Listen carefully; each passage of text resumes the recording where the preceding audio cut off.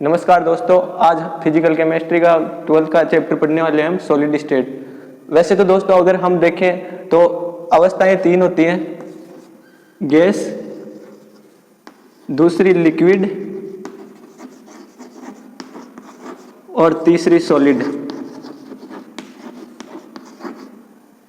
दोस्तों ये अवस्थाएं किस प्रकार परिभाषित की जाती है, गैस, लिक्विड और सॉलिड, इनमें ये हम देखेंगे। तो पहले दो गैस और लिक्विड है, इन्हें तरल कहा जाता है। तरल क्यों कहा जाता है? क्योंकि इनमें प्रवाह का गुण है, ये बहने का गुण है इनमें, इसलिए इनको तरल कहते हैं। और दूसरी बात, जो इनके कण होते हैं ना, वो स्वतंत्र रूप से गति करते हैं। इनके कणों की स्वतंत्र गति होती है,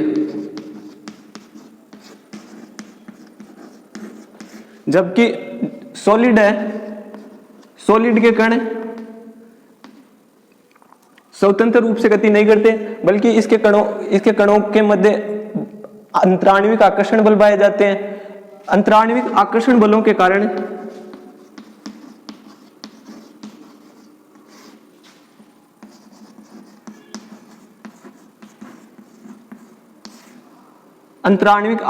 कारण इनके कणों की गति है वो नियमित। और दोस्तों अगर सॉलिड अवस्था में कोई पदार्थ है तो उसका मतलब है कि जो उसके कण हैं अवयवी कण है, जिन्हें हम बोल सकते हैं कॉन्स्टिट्यूएंट पार्टिकल। ये कॉन्स्टिट्यूएंट पार्टिकल स्वतंत्र रूप से गति न करके अपनी माध्य स्थिति के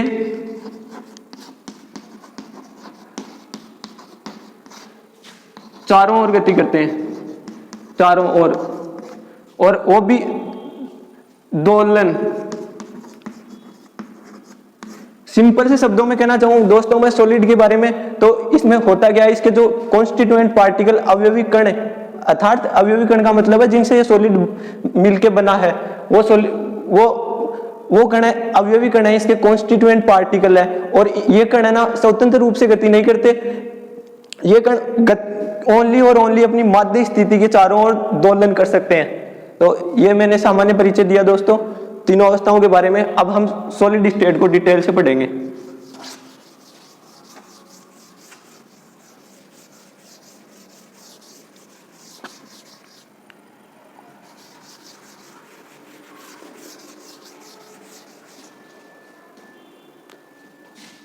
ठोस अवस्था।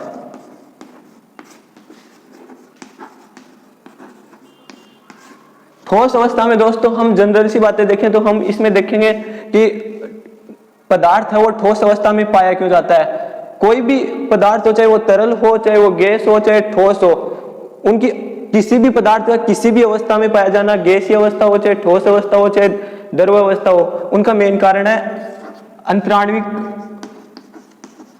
बल, इंटरमोलिक्यूलर फोर्सेज।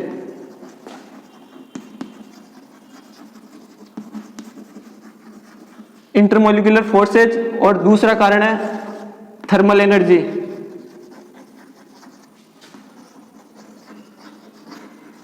थर्मल एनर्जी से को आप काइनेटिक एनर्जी से समझ सकते हो, गतिज ऊर्जा से समझ सकते हो। अब दोस्तों आप भी जानते हैं कि जो पदार्थ गैसीय अवस्था में पाए जाते हैं उनके कणों के बीच डिस्टेंस बहुत ज्यादा होती है, दूरी बहुत ज्यादा होती है, और उनके बीच में अंतराण्विक आकर्षण बल भी कम होते हैं, इसलिए वो दूर दूर गति करते हैं। जबकि गैस से लिक्विड की ओर आते हैं तो कणों के अवयवी कण है जो पार्टिकल है, उनके बीच दूरी कम होती जाती है और अंतराण्विक आकर्षण बल बढ़ते जाते हैं।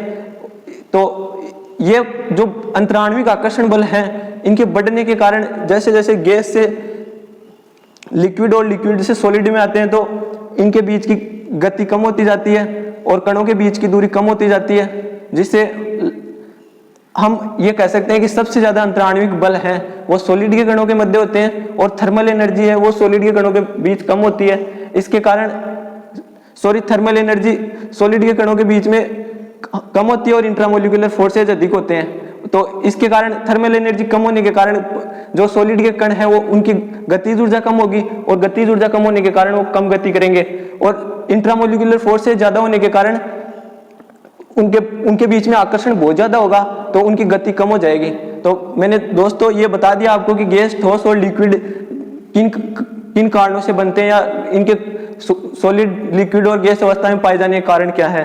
अब दोस्तों मैं आपको ये बताऊंगा कि सॉलिड के मुख्य अभिलक्षण क्या है, या हम सॉलिड किसे कहेंगे। सॉलिड के मुख्य कैरेक्टर, मुख्य अभिलक्षण।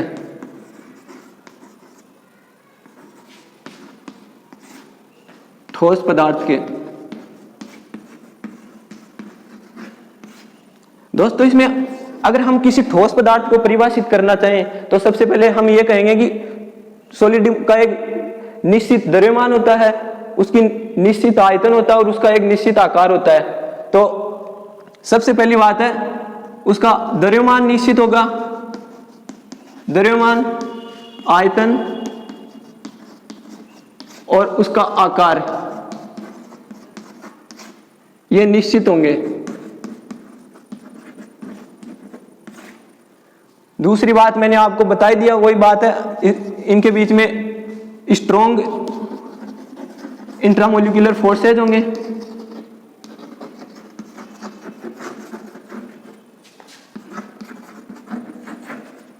और तीसरा इंपॉर्टेंट दोस्तों, हम ठोसों को असंपीड्य बोलते हैं, असंपीड्य, इनकम्प्रेसिबल।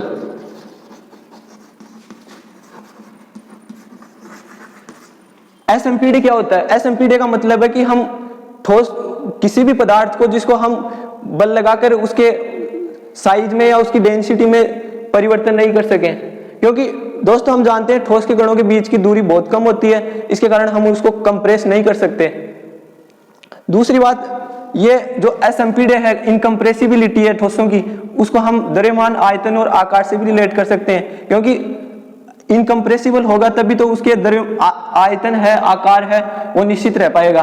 तो मैंने ये मुख्य अभिलक्षण थे ठोसों के, वो बता दिए हैं। अब आगे ठोसों के प्रकार देखेंगे हम। मेनली ठोस दो प्रकार के होते हैं, क्रिस्टलीय और अक्रिस्टलीय। क्रिस्टलीय जो मेनली वास्तव में जो ठोस हम बोलते हैं वो क्रिस्टलीय ठोस है। अक्रिस्टलीय ठोस है, उन्हें आभासी ठोस बोलते हैं, क्योंकि वो जो ये ठोस के मुख्य अभिलक्षण है इन सभी को फॉलो नहीं करते दोस्तों, इसलिए वास्तविक ठोस है वो केवल क्रिस्टलीय ठोसों को माना जाता है। तो हम अब ठोस के जो क्रिस्टलीय और अक्रिस्टलीय दो प्रकार है उनको डिटेल से देखते हैं। ठोसों के प्रकार। सॉलिड दोस्तों दो प्रकार से बांट सकते हैं हम, क्रिस्टलीय ठोस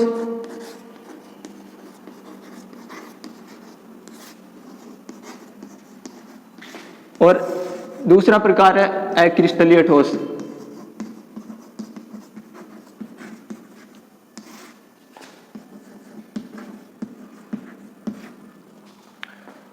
अक्रिस्टलीय ठोस को बोलेंगे अंग्रेजी में क्रिस्टलाइन सॉलिड,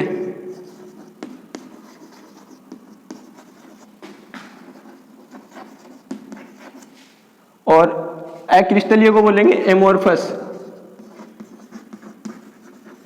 दोस्तों एमोर्फस एक ग्रीक वर्ड है जिसका मतलब है नो फॉर्म,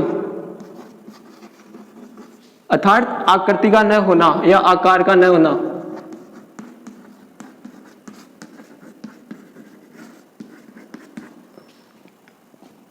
जबकि हम जानते हैं क्रिस्टलीय ठोस है, उनकी ज्यामिति या आकार वो निश्चित होता है।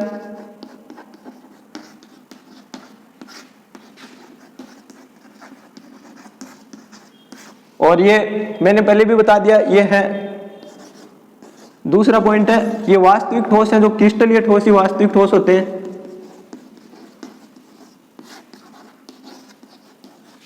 जबकि अक्रिस्टलीय ठोस आभासी ठोस है, क्योंकि ये जो एक ठोस के अभिलक्षण हैं उनको पूरी तरह से फॉलो नहीं करते।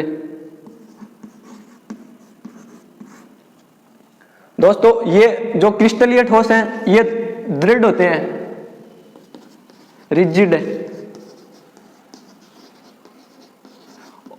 और वास्तव में ठोस उन्हीं को माना जाता है, रिजिड पार्टिकल को ही ठोस माना जाता है। तो ये क्रिस्टलीय ठोस है, ये रिजिड है, तो इसका एक कारण हम ये भी मान सकते हैं कि ये रिजिड होने के कारण वास्तविक ठोस है।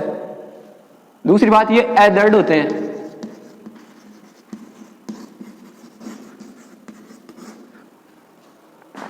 इसके बाद में चौथा अंतर है इनमें दोस्तों, चौथा अंतर गलनांक देखेंगे हम इनके। गलनांक में, गलनांक दोस्तों जो क्रिस्टलीय ठोस है उनका गलनांक निश्चित होता है।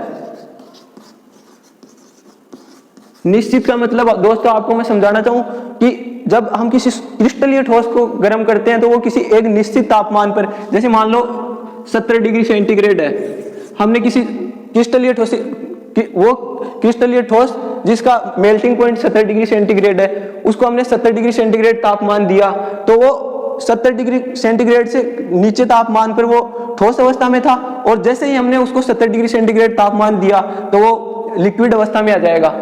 इसका मतलब इसका एक फिक्स है तापमान की, उस तापमान पर ये पिघल के अवस्था चेंज हो जाएगी, इसकी सॉलिड से लिक्विड में आ जाएगा। जबकि अक्रिस्टलीय ठोस में दोस्तों ऐसा नहीं होता। अक्रिस्टलीय ठोस में क्या है कि गलनांक है ना, वो निश्चित नहीं होते, गलनांक की एक रेंज होती है। रेंज का मतलब जैसे कोई अक्रिस्टलीय ठोस है, उसको हमने 60 डिग्री टेम्परेचर दिया, तो वो मान लीजिए कि उसकी रेंज है 60 से 90 के बीच, तो जैसे ही हमने उसको 60 डिग्री टेम्परेचर दिया वो पिघलना स्टार्ट हो जाएगा और वो 90 डिग्री तक इस रेंज के बीच पिघलेगा। तो एक फिक्स पॉइंट ना होके अक्रिस्टलीय ठोसों के लिए गलनांक की एक रेंज होती है, तो ये इसलिए इनके गलनांक निश्चित है और इनके गलनांक की एक रेंज है।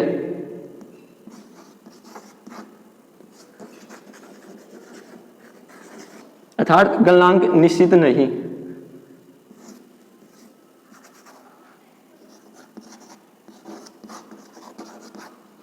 ये मैंने 4 प्रॉपर्टी बताई है। अब हम 5वीं प्रॉपर्टी देखने वाले हैं दोस्तों सॉलिड की, और वो सबसे इंपॉर्टेंट प्रॉपर्टी है समदेशिकता और विसमदेशिकता।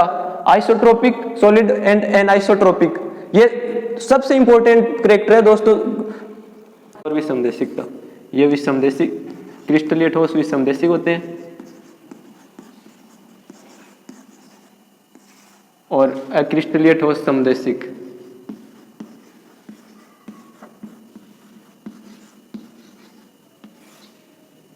इसके बाद में छठा अंतर था इसमें, और इंपॉर्टेंट भी है। क्रिस्टलीय ठोस है ना, इनमें दीर्घपरासीय व्यवस्था पाई जाती है। दीर्घपरासीय व्यवस्था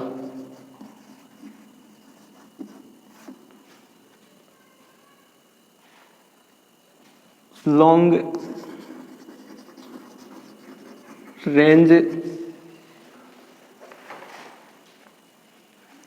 रेंज ऑर्डर। दीर्घपरासीय व्यवस्था का मतलब है दोस्तों कि जो क्रिस्टलीय ठोस है उनमें जो कण हैं उनकी एक नियमित व्यवस्था होती है, और उस नियमित व्यवस्था, अवयवी कणों की जो नियमित व्यवस्था है उसकी आवर्ती रूप से पुनरावृत्ति होती है। आवर्ती रूप से पुनरावृत्ति मतलब जो दीर्घपरासीय व्यवस्था है उसमें जो अवयवी कण नियमित रूप से व्यवस्थित हैं, वो एक अंतराल के बाद पूरे क्रिस्टल में, जो क्रिस्टल है उसमें इंटायरली, संपूर्ण क्रिस्टल में बार बार पुनरावृत होते हैं। जबकि इसमें ऐसा नहीं है। अक्रिस्टलीय में इसमें लघुपरासीय व्यवस्था है।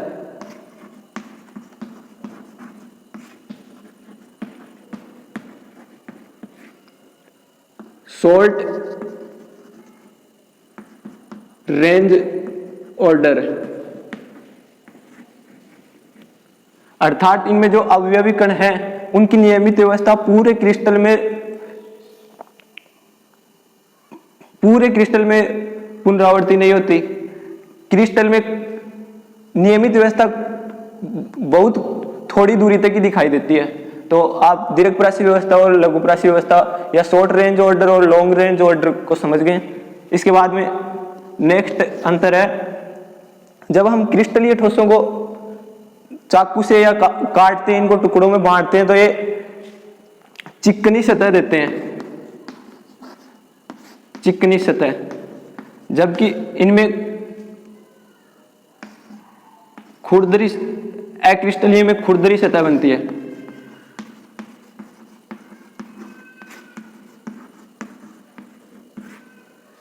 अब लास्ट में इसके एग्जाम्पल देखें तो दोस्तों क्रिस्टलीय ठोस के एग्जाम्पल है NaCl और क्वार्ट्ज। ये क्वार्ट्ज और क्वार्ट्ज कांच को ध्यान में रखना, ये इंपॉर्टेंट है दोस्तों। इसमें क्या है कि क्वार्ट्ज है वो क्रिस्टलीय ठोस है, जबकि क्वार्ट्ज कांच क्रिस्टलीय ठोस है। और रबर, प्लास्टिक ये सब